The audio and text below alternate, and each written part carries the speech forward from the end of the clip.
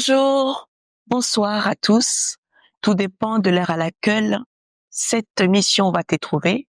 C'est notre émission, c'est votre émission que vous connaissez tous. Un mot pour ta vie.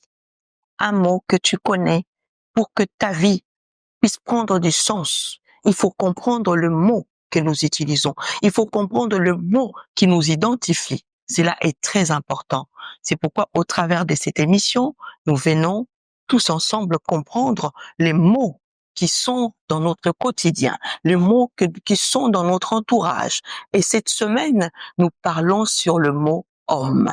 Nous parlons de l'homme. Tendre Dieu, les dieux tout-puissants, nous te confions ces instants. Nous voulons, Père de gloire, qu'en ces moments, nous ne puissions pas être seuls.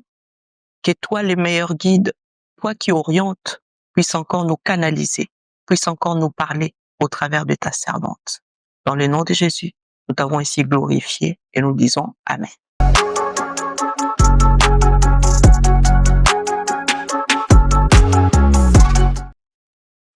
Alors, je disais que cette semaine, nous sommes sur le mot homme.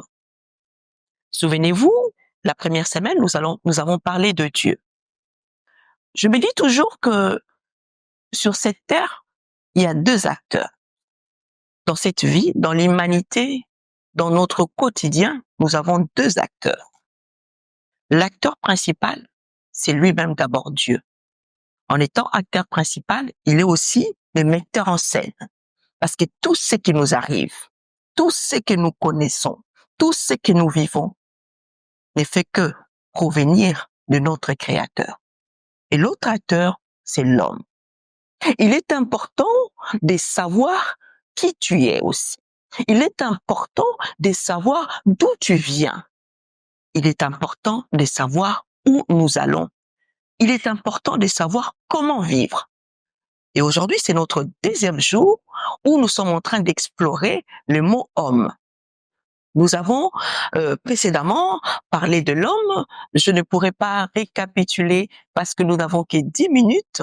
Donc, tu pourras aller visionner notre première séquence. Alors, je m'étais arrêtée, si je me trompe, j'étais en train de dire que l'homme est tripartite. Dans l'homme, on trouve trois identités, on trouve trois mots. Les trois mots, je vais les énumérer rapidement, mais je pense que au fil du temps, nous aurons l'occasion d'exploiter. Vous savez, nous avons plusieurs mots à exploiter. Plusieurs. Et je sais que Dieu, par la grâce de Dieu, par le soutien du Saint-Esprit, il nous donnera l'occasion. Et je disais, l'homme est tripartite, on les retrouve dans les livres de 1 Thessaloniciens, chapitre 5, au verset 23. C'est là où ça nous parle que l'homme, en lui, on trouve l'esprit, l'âme et le corps. Dans l'homme que nous sommes, lorsque Dieu nous a formés, lorsque Dieu nous a créés, bien-aimés, lorsque Dieu a voulu faire de nous, il nous a mis en nous ces trois parties qui sont capitales, qui sont importantes de savoir que tel que tu es là, et tant qu'homme, tu as l'esprit qui communique, qui permet notre communication avec Dieu, notre esprit. C'est là que nous rentrons en communication. En nous, nous avons aussi l'âme. Là où se passent toutes les émotions, là où se passent toutes les volontés, là où il y a l'intelligence qui agit, c'est la partie âme. Et nous avons aussi cette partie corps, qui est la partie qui exprime notre physique. C'est la partie extérieure. C'est la partie physique que nous interagissons entre l'âme, l'esprit et toutes ces choses-là. C'est sur notre physique. C'est en nous. Je ne veux pas m'attarder sur cela parce que nous aurons l'occasion de prendre âme, corps et esprit aussi à développer plus tard. Mais aujourd'hui, on parle de l'homme. L'homme que tu es. Je me suis posé la question, qui sommes-nous? Qui sommes-nous étant qu'homme? Mais j'ai vite compris, avant de pouvoir décrire l'homme, il faut savoir déjà les matières que Dieu a utilisées pour créer l'homme. C'est ce qui a donné sens à ce que nous sommes. C'est ce qui a orienté ce que tu es. J'aimerais te dire que Dieu a pris le temps de pouvoir nous façonner, de pouvoir nous former. Parce que j'ai dit précédemment que tu es la réussite divine. Tu es l'homme et la réussite divine. L'homme est le chef-d'œuvre que Dieu a opéré sur la terre. Parce que la création de l'homme a été d'une manière unique et réussie. Considère-toi comme une personne extraordinaire. Considère-toi comme une personne mise à part. Considère-toi comme une personne qui a été créée par Dieu. Toutes ces réalités doivent nous emmener à aimer Dieu, mais aussi à nous aimer nous-mêmes. Des fois, tu n'arrives pas à mettre en évidence ta vie. Tu n'arrives pas à te valoriser. Tu n'arrives pas à pouvoir comprendre qu'est-ce que tu fais sur la terre. C'est pourquoi nous voyons que les gens vont plus loin. Aller se suicider. Les gens vont mettre fin à leur vie parce qu'ils ne réalisent pas que non, qui tu es. Si tu réalises qui tu es, ces genres des idées, ces genres de pensées ne peuvent pas même passer sur toi. Il y a des gens, des fois, qui sous-estiment leur être par rapport peut-être à leur physique. Bien-aimé, tu es beau par rapport à ce que Dieu t'a fait. Trouve-toi beau, trouve-toi belle, trouve-toi réussi, trouve-toi intelligent, parce que Dieu t'a créé avec amour. J'appelle à toute personne à pouvoir s'aimer. Il faut savoir s'aimer, il faut savoir apprécier ta personne, parce que Dieu a pris le temps de te créer étant qu'homme. Et dans ta vie, il a mis des matières premières. J'appelle cela de matières premières. Nous avons été créés par des matières premières qui sont dans la Bible. Tu n'as pas été pris hasard. Tu n'as pas été formé par n'importe quoi. Sache que dans toi, tu constitues des matières premières. Donc tu es une personne excellente.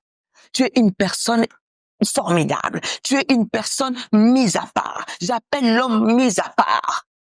Parce que même quand Dieu parlait de l'homme, il dit, faisons l'homme. Il n'a pas parlé de nous comme des animaux. Il n'a pas parlé de nous comme un arbre, un manguier. Il n'a pas parlé de toi comme une bête. Il a parlé de toi d'une manière considérable. Il a parlé de toi d'une manière mise à part. Parce que tu es un homme. Un homme a de la valeur. J'aimerais que tu puisses d'abord toi-même te valoriser et aussi valoriser ton Créateur. Pourquoi? Parce que ce qui constitue ta vie, ce qui constitue ta création, nous allons les lire. Allons-y. Prenons nos Bibles. Nous sommes dans Genèse chapitre 2, au verset 7. La Bible nous dit ceci. L'Éternel Dieu forma l'homme.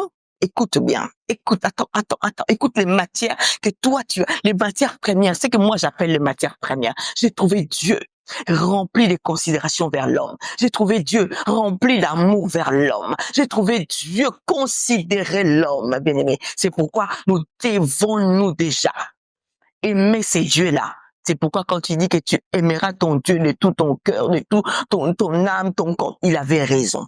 Il a raison, il a toujours raison. La raison, je l'attribue à Dieu, à lui seul. Et je continue. L'Éternel Dieu forma l'homme de la poussière de la terre. L'homme a été tiré de la poussière, quoi? De la terre. Il souffla dans ses narines un souffle de vie et l'homme devient un être, quoi? Vivant. Dieu a utilisé deux matières premières. Moi, j'appelle ça matière première. Je ne sais pas comment toi tu peux l'appeler. Parce que je trouve que les deux choses que Dieu a mis dans l'homme, ce sont les deux choses qui contiennent plus de valeur, qui contiennent plus de caractéristiques, qui contiennent plus d'importance pour que l'homme puisse devenir un être vivant. D'abord, il dit qu'il tire l'homme de la poussière de la terre. Alors, allons-y toi et moi comprendre. Allons-y toi et moi voir.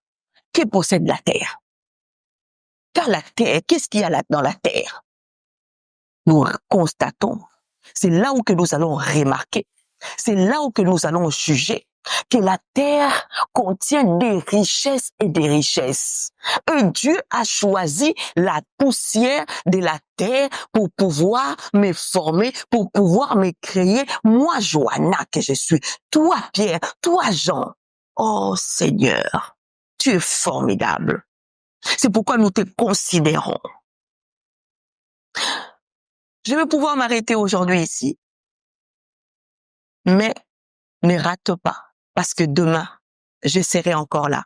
Nous allons continuer demain dans notre 3e jour, le mot de la semaine qui est l'homme. Laisse que le Dieu d'Israël puisse encore te faire revivre la joie d'être un homme. Au revoir à tous.